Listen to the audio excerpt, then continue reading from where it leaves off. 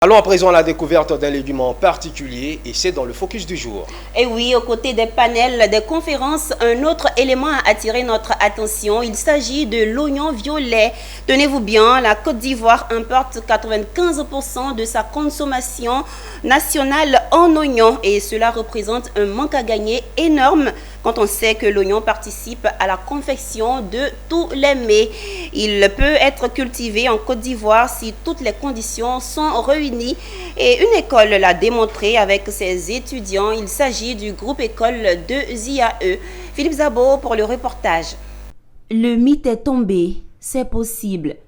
L'oignon violet ou variété Galmi pousse en Côte d'Ivoire.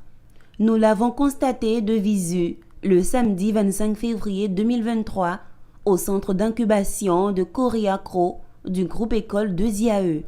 Pour faire tomber ce mythe, un chercheur ivoirien et ses étudiants, accompagnés du groupe école de ZIAE, se sont donné les moyens pour y parvenir. L'oignon est une culture maraîchère qui obéit à des règles parmi lesquelles l'aération et l'eau jouent un rôle primordial. De façon spécifique, la terre ivoirienne est propice à la culture de l'oignon. C'est des idées qu'on nous a données qui ne sont même pas vraies. L'oignon réussit ici. Même la pomme de terre, ça réussit ici. Mais c'est là le savoir-faire. Donc vous voyez, nous sommes sur une jachère ici. Et qu'est-ce que vous remarquez? Il n'y a pas d'arbres. Les cultures maraîchères n'aiment pas l'ombrage. Donc dans une zone de forêt, on ne peut pas faire de culture maraîchère. Pour faire des cultures maraîchères, il faut abattre tous les arbres. Maintenant, l'élément essentiel pour l'oignon, pour les cultures maraîchères, c'est l'eau. Il faut t'assurer que tu as de l'eau pour pouvoir arroser. Ici, le système d'irrigation consiste d'abord, c'est un système par aspersion qui consiste à irriguer les oignons quand ils ont besoin d'eau, bien sûr. Le planting d'arbres de l'oignon violet a commencé au mois de septembre 2022 sur la parcelle de Coriacro.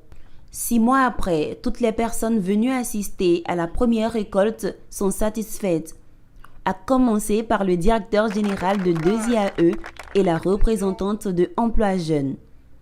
Un sentiment de fierté d'abord pour l'école de ZIAE et aussi pour toute l'équipe ici qui a contribué à la production de ces oignons-là. Avant nous, on savait que les oignons venaient du Niger. On croyait que nos terres ici, en Côte d'Ivoire, ne pouvaient pas produire des oignons. Mais ce matin, nous avons vu la cour palpable avec de gros oignons produits par des Ivoiriens avec des techniques ici en Côte d'Ivoire. L'école des entrepreneurs, c'est l'école qui allie à la fois la théorie et la pratique. Nous avons nos supports pédagogiques qui accompagnent nos formations dans tous les domaines, dans tous les secteurs d'activité, dans toutes les filières, que ce soit en RHCOM, en finance, en agriculture, dans le domaine du bâtiment. Donc là, c'est la filière agricole. Donc la culture de l'oignon est importante pour nous en Côte d'Ivoire parce que nous importons près de 95% de notre consommation nationale. Ce sont des devises qui sortent de notre pays.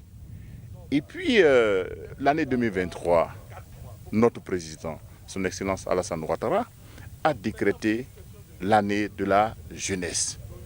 Donc nous mettons, ce sont des actes concrets par rapport à la vision de son Excellence Alassane Ouattara. Donc nous sommes là, vous avez vu vous-même, vous avez constaté qu'à partir près de ce champ d'oignons, on peut insérer des milliers de jeunes. Pour rappel, le groupe de ZIAE forme au métier de l'agriculture dans ses universités de Yamoussoukro et d'Azaguié, sanctionnés par des diplômes en agriculture tropicale et en industrie agroalimentaire. Une aubaine pour les jeunes sans emploi.